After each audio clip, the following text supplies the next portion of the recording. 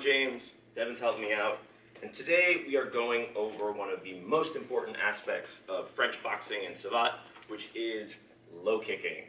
Now the art is known for high kicks, spin kicks, flashy footwork, but the style as it was taught to me had just as much focus on attacking the legs and breaking down that part of the body. So quickly, what are going to be our primary techniques?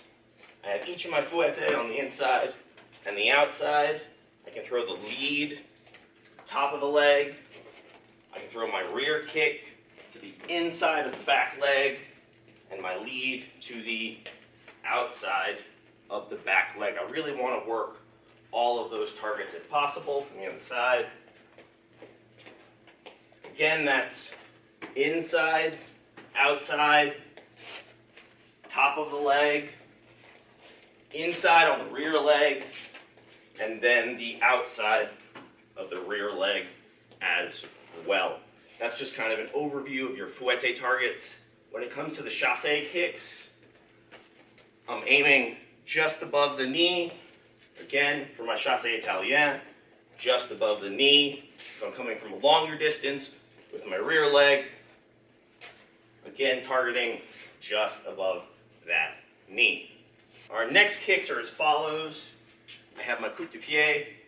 That one's coming down, targeting into the ankle and to the bottom of the shin. Same thing on the inside. I can use my rear leg, target the inside of the back leg, step out, again, kicking down into that calf and shin. Now we need to get into the timing of when we're throwing these kicks, when we're timing them. First, we're going to work off punches. You want to time the step.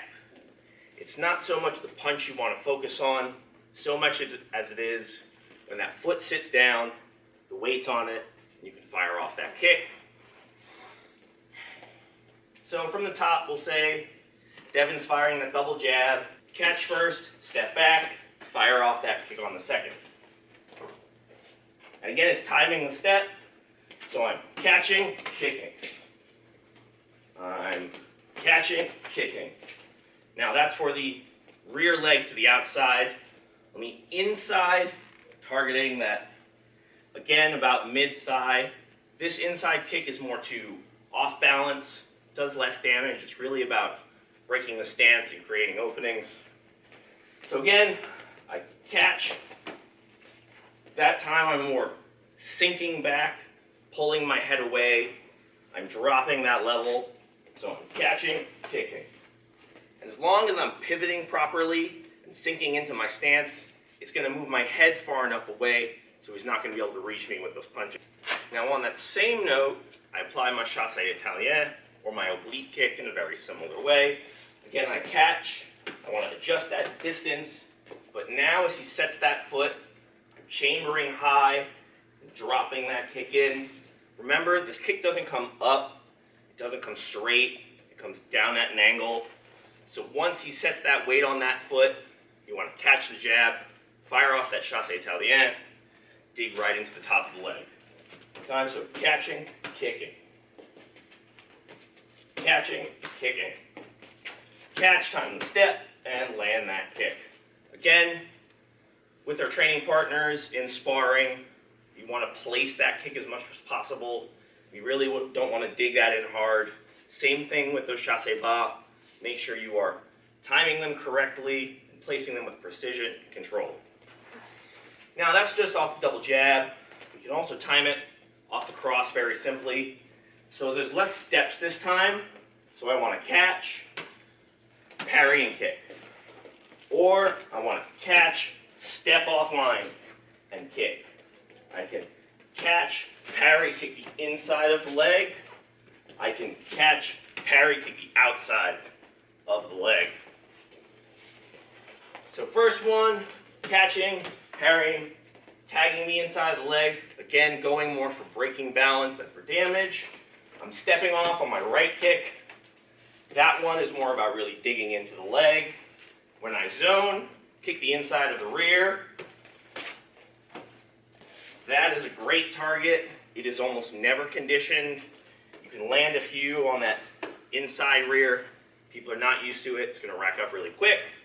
Another great one, catching, stepping, hacking into the outside of that rear leg, which is similarly not nearly as well conditioned. Again, recap, I catch, low, catch, step off, low, catch, step off, kick the inside, catch, step off, kick the outside. Zoning, aiming at those leg targets, making sure while you are mixing them up, you're aiming at those especially vulnerable ones. That's working in those leg kicks off punches.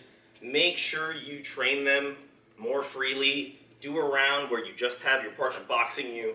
You aim to time those low kicks with those steps, making sure you can really refine when you are landing those kicks. Now we're talking about landing these leg kicks, cut kicks in some instances right here. We're going to work them in two different directions.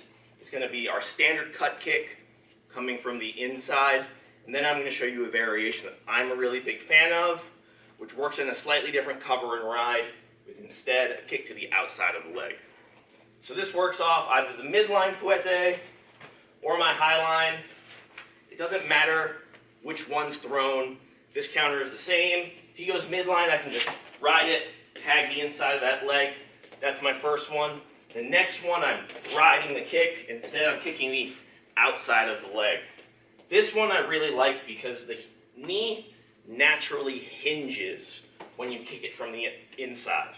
When you attack the outside of the leg, especially when it has all the weight on it, there's no natural hinge that can absorb that impact, so it really sinks into the leg. One more time, he throws that lead kick, I ride, catch it on the inside, or I ride that kick and catch it on the outside of that knee from the other side.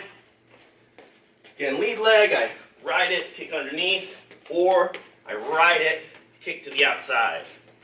With the rear leg, it's the same deal. Ride that kick, tag the inside, or ride that kick, tag the outside.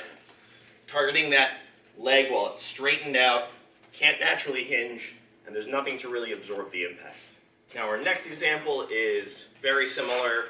This time, instead of riding with the kicks, I'm going to scoop and defend and then fire off. In this case, it's very important to pick which type of scoop you're going to use. In this case, the one we're going to focus on is sort of a dragging downward scoop.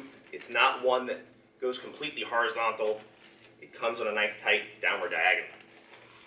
So Devin's kicking me, I'm scooping, and once that leg hits the ground, I want to fire off, kick into the back of that leg, or he kicks, I scoop, and target the top or the outside of the leg, the top of my foot.